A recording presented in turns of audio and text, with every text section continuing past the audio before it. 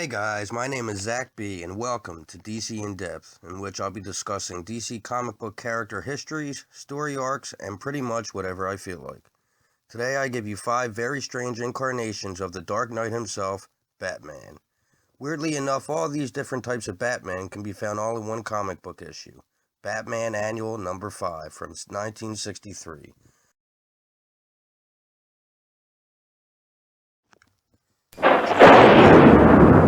We see the dynamic duo in a Gotham City laboratory with Dr. Gregson and various lawmen for a scientific demonstration. When asked why Batman and Robin are here witnessing the experiment, the doctor just says, "Because my new invention has such terrifying possibilities, I want the law to know about it." The good doctor has created a maximizer that can enlarge any object. But what good is a maximizer without a minimizer? So he has created that too. As he demonstrates his creation, who else but a 2-bit street punk arrives on the scene to try to make a quick buck and steal the thing for himself. But when Batman jumps in to take the 2-bit crook out, the device accidentally goes off and Batman is hit with a maximizer ray. In the commotion, the robber makes off with the minimizer while Batman begins to grow to giant size. Outside the laboratory, a disoriented 15-foot Batman is stumbling around the streets, crashing into newsstands, and is unable to find the thief with the device, and at the same time still growing. He is so big now that he has to crawl just to get through the entrance to the subway. Standing over 30 feet tall, I think it's safe to say Robin is scared to death of becoming roadkill, while Batman is just hoping not to get electrocuted from the telephone wires. Picking Robin up, they agree they need to get back to the Batcave to figure this thing out.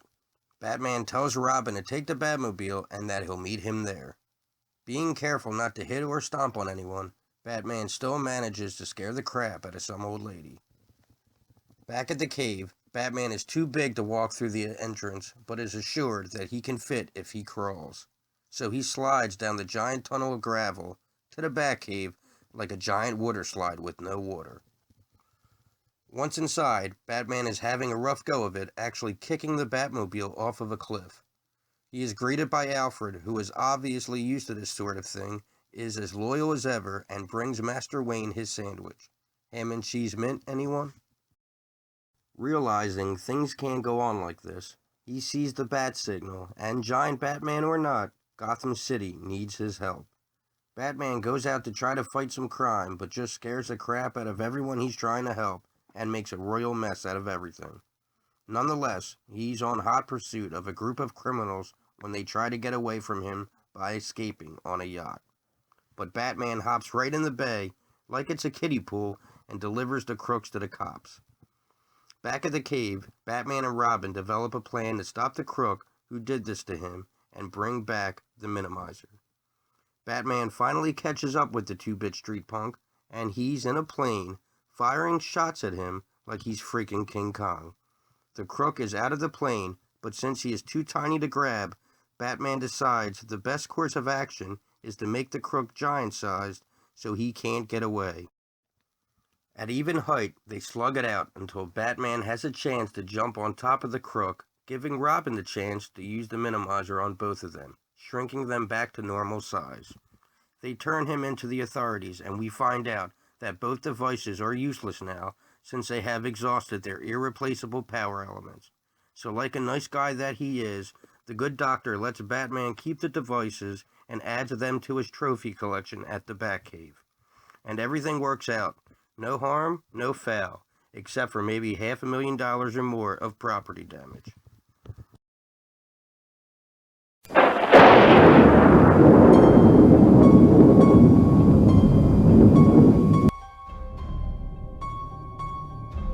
In this story, Bruce and Dick start their night early because they must find the hideout of Len Landers and his mob of thieves. Changing into their costumes, the dynamic duo drive the Batmobile into Gotham when suddenly they see a raging fire coming from the Gotham Electronics Company.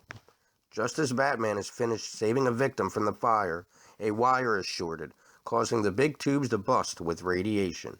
Batman, of course, is hit with the radiation, turning all of his cells to hold a negative charge rather than a positive one. This makes him unable to touch any kind of matter, and also makes him able to walk through solid objects. Back at the cave, Alfred is shocked as he witnesses Master Bruce's condition, being able to put his entire right arm through Batman's torso. Luckily for millionaire Bruce Wayne, Batman has a very powerful machine that emits a very high positive electrical charge. But unfortunately, using the machine on himself does very little to cure Batman of his condition. Determined not to let this set them back, the dynamic duo sets off to catch a Landers mob, and Batman plans to use his condition in their favor. Batman walks through walls, mountains, and even a train until he comes upon the Dawson mansion. The house seems to be empty, and Batman and Robin continue to the air raid shelter underneath the surface. There they find the stolen money in a cave. Feeling that they can set a trap to catch a Landers mob, Batman and Robin walk over to the money when they realize that they were the ones who fell into a trap. Luckily for Batman, he walks right out of the cage and goes after the crooks. When confronted, the man throws a punch and it goes right through Batman. But Robin is still trapped, so when the man turns his back, Batman walks into Robin and somehow occupies the exact same space where Robin is standing, causing the man to only see Batman and not Robin. Fearing Robin escaped another way, and knowing Batman can walk right through the cage anyway, the bad guy opens the cage and runs inside to try to find Robin. But an instant later, the man realizes that Robin hid inside Batman and, in fact, never left. I'm trying really hard right now not to crack an ambiguously gay duo joke. Nonetheless, with the man inside the cell, Robin closes the gate, trapping the criminal behind bars, and is left to deal with the authorities. Outside, Batman and Robin drive away from the scene in the Batmobile into a thunderstorm, which gives Batman an idea. Later, behind Wayne Mansion, Alfred goes all Ben Franklin on us and flies a kite during the thunderstorm. Luckily for Batman, Alfred keeps a roll of metal string lying around the house, and he connects the string to the kite, down a ventilation shaft, and into the electrical device from before. As lightning strikes the kite, a tremendous electrical force travels through the string into the machine and blasts Batman with another high-velocity charge. Later, Batman catches up with Lenny and the Landers mob. Feeling unthreatened of Batman because of his inability to touch solid objects, they let Batman march right up to them and deliver an uppercut to the boss, knocking him out cold. And after delivering the crooks to jail, Batman explains that the machine did in fact cure him, and not a moment too soon, because Batman was in fact getting hungry. Har har har.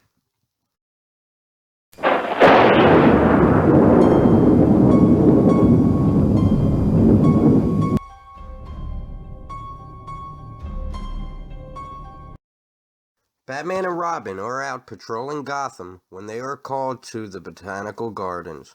There, Batman trips over a vine and stumbles into an area with exotic plants that carries a strange odor, making him lightheaded. As he stumbles away from the greenhouse, Batman falls to the ground and passes out. After some time has passed, Batman awakes feeling groggy and sore.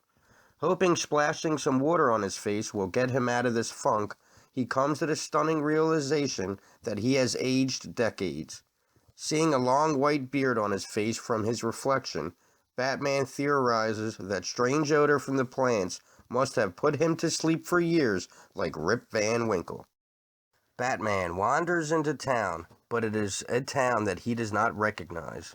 This city has new skyscrapers, new landmarks, and flying vehicles. Batman is then teased by two kids for being old and for wearing a Batman costume. Like his day wasn't going bad enough already. Batman even pleads with the kids, saying, he's a right to wear this costume because he is Batman. Hey, we all know older people like to bicker for no reason, right? But the kids point out that if he really is Batman, then who does he think that is going after those crooks on that roof?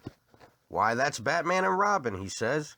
He assumes that it must be Dick, all grown up, carrying on the mantle, and even though he has become an old, decrepit version of himself in literally no time at all, he finds himself feeling wonderful anyway.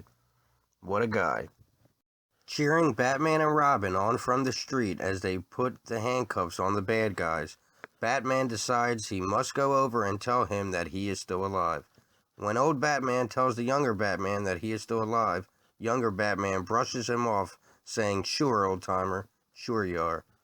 As they drive off, he decides that if he visits them by entering the secret entrance to the Batcave, that he must be who he says he is. Batman walks all the way to Wayne Manor, but is shocked to see the place is deserted.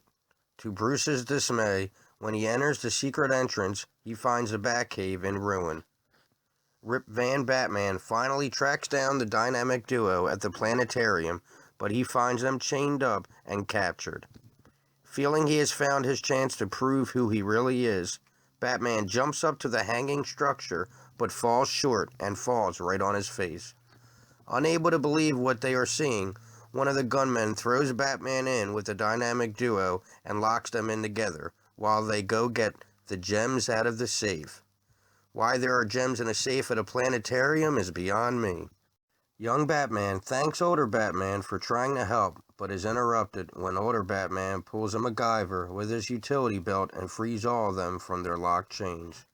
Realizing that's something only the real Batman could have done, Dick thanks Bruce and is happy that he is still alive. He promises to tell Dick everything later, and the three put a plan in motion to take down the gunman. The three spring into action, and after a brief scuffle, two Batman and a Robin are victorious and win the day.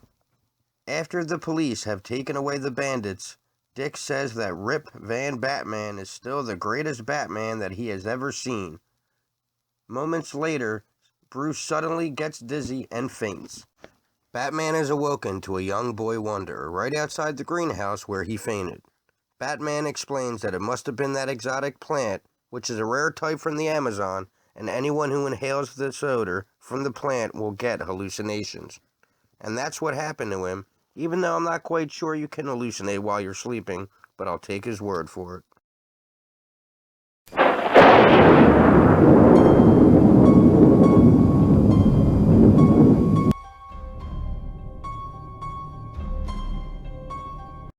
Our adventure begins when Batman and Robin spot men wearing masks entering the art museum. One of them is wearing some sort of costume with weird glowing stripes. The costumed man touches a button on his belt, shattering the steel door, making it possible for the men to gain entry. Batman and Robin race in to stop the heist from happening when you guessed it. Freaking Robin trips, again, knocking his elbow into the machine, causing Batman once again to be soaked with a strange light. From the radiation, Batman is now Zebra Batman, and is causing people to get thrown backwards anytime they try to come near him. Batman warns Robin to stay back, or he'll get thrown backwards like everyone else. It's so bad, even the food he tries to eat gets flung back as well. After causing some more havoc to Gotham City, Batman gains control of his powers and is able to remove his belt. Normal again, he explains that he was drawn to a junkyard's electromagnet. Realizing that the electromagnet's force field was opposite to his own, he electrically charged a manhole cover so that it would reverse Zebra Man's force field, which was opposite to his own. Later, while Zebra Man is sitting in jail, Batman says it's only fitting that Zebra Man should end up in a place where stripes fall across his face.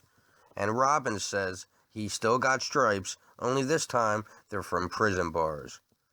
Talking about kicking a man when he's down, getting bad puns thrown at you from the boy Blunder, I tell you, life's not easy for a Zebra Man.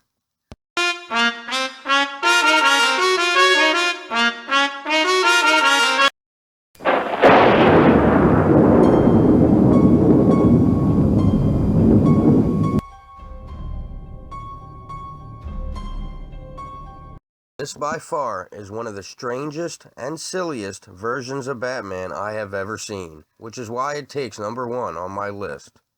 In our final adventure, Batman and Robin are at the docks in pursuit of Vince Kenton, trying to solve the mystery of why criminals have been disappearing from Gotham City. When spotted, Batman throws a batarang, but Kenton dodges it and makes a run for it. Batman climbs atop the warehouse to try to spot the criminals when suddenly Yet again, he is struck by lightning while holding on to a pole. Batman falls into the river and Robin dives in after him. Robin doesn't spot him right away, but when he does, Batman uses Morse code through his utility belt somehow to tell Robin to send for a tow truck and to have an aquarium attached at the end of it. Moments later, we see Batman brought out of the river while inside the aquarium. After having a voice amplifier dropped into the tank, we learn that due to his fantastic accident, Batman has been transformed into a human fish. Batman is now unable to breathe without being submerged in water. The dynamic duo instruct the tow truck driver to deliver Batman to the Batcave in the fish tank so they can figure this thing out.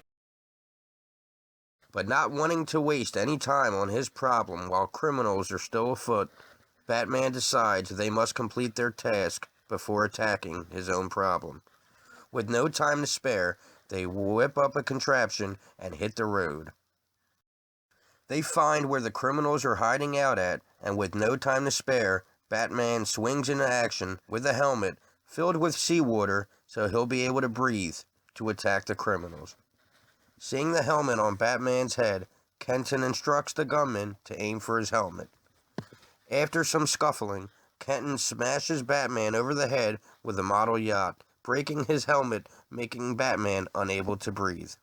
While gasping on the floor, Robin uses some quick thinking and strikes a match while atop a chair under the sprinkler system so it would flood the room, submerging Batman's head underwater so he'll be able to breathe again, while Robin runs out the room to grab Batman's spare helmet. Okay, if you say so. Back in action, Batman goes after the gang once again, and yet again, Batman manages to break his helmet. While Batman gasps for air, the bad guys make a run for it. Feeling that the gang has finally put Batman out of commission, they are surprised to see Batman jump and tackle them to the ground. Having defeated and captured the enemies, Batman explains that while he was wearing the helmet, he felt himself returning to normal, so he took advantage of the situation by pretending to suffocate in order to take the criminals down by surprise. Can you believe it? And there it is, guys. 5 very strange and silly incarnations of Batman. Also, I'd like to name some honorable mentions.